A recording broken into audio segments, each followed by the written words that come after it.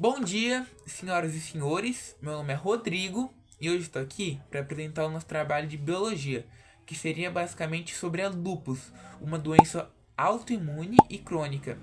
Para vocês que podem estar se perguntando o que é uma doença autoimúnica, seria basicamente quando o nosso sistema imunológico, que serve para proteger o nosso corpo de bactérias e vírus, acaba confundindo uma célula totalmente saudável com algum invasor perigoso para o nosso corpo.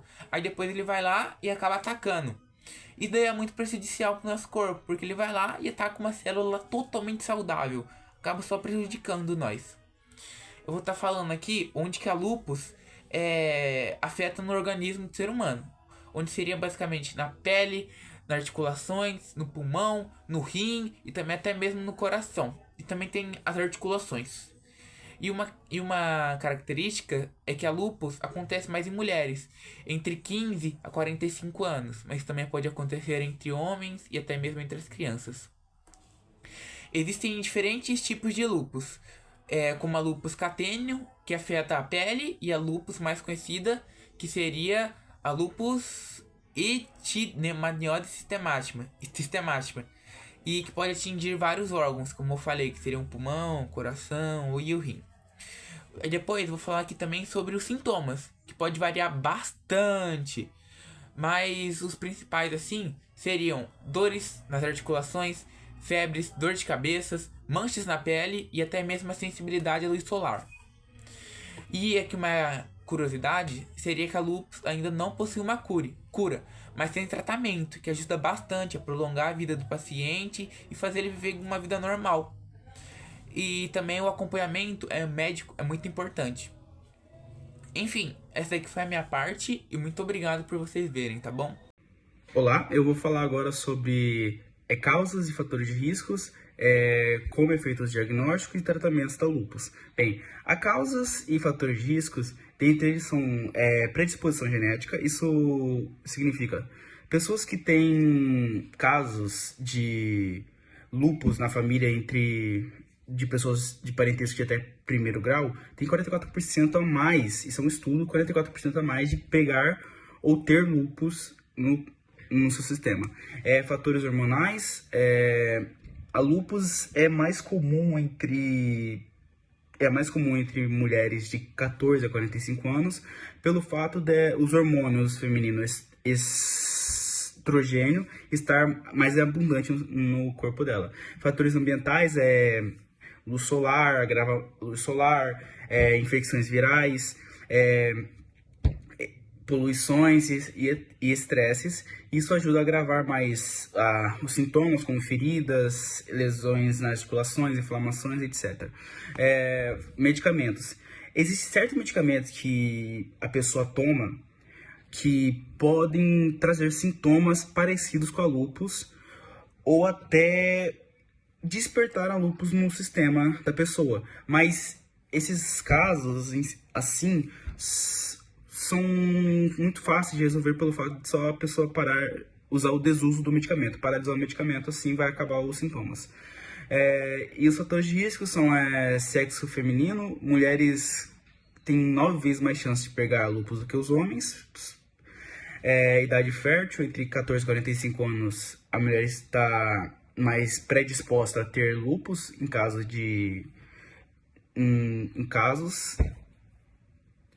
Histórico familiar, ter parentesco próximo de primeiro grau, etc. Exposição solar, infecções virais, entre outros.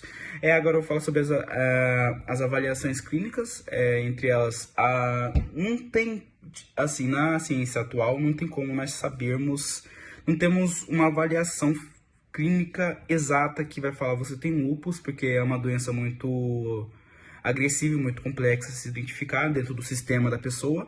Só dá para identificar assim de cara quando a pessoa já tá com o vírus bem agressivo, já tá cheio de sintomas, lesões claras no corpo. Então, mas assim, quando a doença está no começo, está mais agravada, são diversos outros formas de avaliações que tem para identificar a lúpus no corpo da pessoa. Entre elas, as mais utilizadas são o fator antinuclear, e ela identifica autoanticorpos que estão no corpo, presentes em quase todos os pacientes que têm lúpus. É anti-SM altamente específico quando a pessoa está com vírus, altamente específico para o lúpus. Anti-DNA de dupla hélice, indica a atividade da doença, se a doença já está no seu corpo em atividade, tanto agravada ou não tão, já vai falar que você está de lúpus. Hemograma e função renal e urina, que avalia impactos por dentro dos órgãos se você estiver com lúpus. Agora eu vou falar sobre o tratamento. A lúpus não tem cura. Infelizmente, a lúpus não tem cura. E o que nós temos na ciência atual é formas de amenizar os machucados, os sintomas, para que a pessoa não viva uma vida de dor constantemente. Esses tratamentos podem ajudar a pessoa a ter uma vida mais normal. Mas cura, infelizmente, não temos. Tratamentos mais utilizados são anti-inflamatórios, uso em casos leves para aliviar a dor e machucados na pele, dores articulares, inflamações nas articulações, entre outros, e são em casos mais leves, quando a lúpus está só no começo, está só atacando casos leves. Corticoides podem ser tópicos para lesões de pele ou até sistemóticos, prednisona e metilprednisolona. Meio difícil de falar, são doses varia conforme a gravidade. Se está muito leve, é uma dose pequena. Se está muito grave, a dose é alta.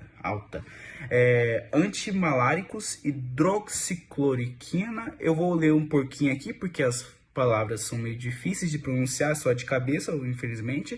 E cloroquina ajudam a controlar os sintomas cutâneos pela doença. Imunossupressores, azatioprina, ciclorofosfomida, micofenoloto, rituximab, eu não vou conseguir ler isso aqui, infelizmente. Protetor solar, a essência para basicamente, como a lúpus, um dos sintomas é lesões na pele, e a exposição ao sol constantemente aumenta essas lesões. Os médicos indicam que você passe protetor solar constantemente na pele para que essas lesões não aumentem. Então é isso. Esse foi meu tópico. Eu passo para o próximo. Bom dia, meu nome é Cauã e hoje eu vou falar sobre a vida com lúpus e a conscientização. Então, primeiro eu vou citar sobre os impactos na vida da pessoa. Então, o lúpus é uma doença autoimune e crônica também, que pode causar dores, cansaços, manchas na pele e até problemas em órgãos. E esses sintomas podem dificultar muito a rotina, ou seja, pode acabar afetando o estudo, o trabalho e a vida social, além de causar muitos impactos emocionais. Bom, agora eu vou citar outra coisa, que é o cuidado e a prevenção que você tem que ter com a doença lúpus. O lúpus não possui uma forma exata de prevenção, mas alguns cuidados ajudam a evitar a crise e melhorar a qualidade de vida. E entre eles tá evitar a exposição muito excessiva ao sol. Então, tipo, se você tiver com a doença, você sair no sol de 10 horas da manhã é muito perigoso. E para evitar essas crises maiores, você tem que usar o protetor solar diariamente. E, como eu tinha dito, evitar a exposição excessivamente no sol. Então, basicamente, é melhor você ficar de repouso em casa. Você tem que manter uma alimentação saudável, ou seja, não ficar comendo bobageira, produto industrializado. Preferir mais a alimentação saudável.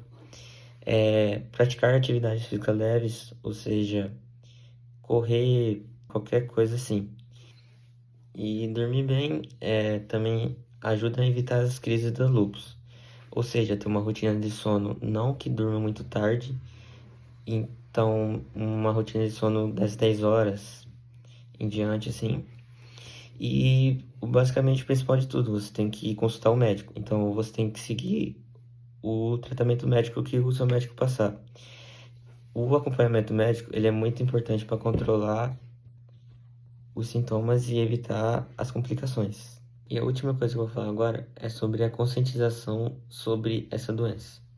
A conscientização sobre o lúpus, ela é essencial para combater o preconceito e ajudar muito no diagnóstico precoce, porque muitas pessoas que não sabem, não conhecem sobre a doença, acabam julgando quem tem ela, porque alguns sintomas não são tão visíveis. Então, essas campanhas informativas que você encontra nos hospitais ajudam a população a entender melhor sobre essa doença lúpus e incentivam o apoio aos diagnosticados e mostram também a importância do tratamento adequado e do acompanhamento médico. E foi isso. Boa noite, tudo bem? Meu nome é José Guilherme, vim falar sobre rede de apoio e direitos de grupos e pacientes beneficiados. Bom, pessoas com doenças crônicas, incapacitantes ou de tratamento prolongado podem ter sim o direito a esse benefício, tanto esse benefício legal ou financeiro, dependendo do diagnóstico dessa pessoa e do impacto da capacidade de trabalho dessa pessoa. Rede de apoio, algumas opções úteis incluem tipo associação de paciente, que oferece informações, orientação jurídica, acolhimento, troca de experiência, enfim. Grupos de apoio, também tem os grupos de apoio, os online ou os presenciais, que tem informações, tem jurídica, tem tudo. Tem ajuda no emocional da pessoa, né? Que é o compartilhamento ali das experiências das pessoas. Tem o serviço social do hospital, né? O UBS, que pode orientar também sobre os benefícios e tudo mais, do INSS, transporte, medicamento e as documentações. Bom, agora eu vou citar alguns exemplos deles, né? Exemplo, Abrale, que seria hematologia e câncer, Associação Brasileira de Esclerose Múltipla, Instituto Oncoguia, grupos locais e hospitais também, que tem os grupos municipais, né, que o próprio governo faz com políticas públicas, e outros tipos de doença, laudo médico, etc. Auxílio por incapacidade temporária. Como que isso daí funciona? Vou explicar melhor. Pode ser concedido pela INSS. Quando a pessoa contribui pela Previdência, fica capaz de trabalhar por 15 dias e geralmente isso exige laudos, exames, atestados, etc. 2. Aposentadoria por incapacidade permanente. A outra não era permanente, né? Essa aqui é permanente. Quando a incapacidade para o trabalho é considerada definitiva e sem possibilidade da reabilitação da pessoa. Bom, 3. Que seria o BPC, né? Ou LOS. Que seriam os benefícios assistenciais, bom, para pessoas de deficiência, capacidade de longo prazo, baixa renda familiar. Não existe a contribuição do INSS que nem a outra exigia. E só. 4. Isenção de impostos, ou coisa boa, quem não quer pagar o imposto, né? Dependendo das doenças da situação, pode haver isenção de impostos sobre renda e aposentadoria da pensão, né? Isenção de IPI, IPVA, ICMS, compra de veículo adaptado, né? Por exemplo, se eu tenho um dedo amputado, eu também posso pagar a menos num veículo porque eu sou PCD. 5. Medicamentos e tratamentos pelo SUS, o paciente tem direito ao quê?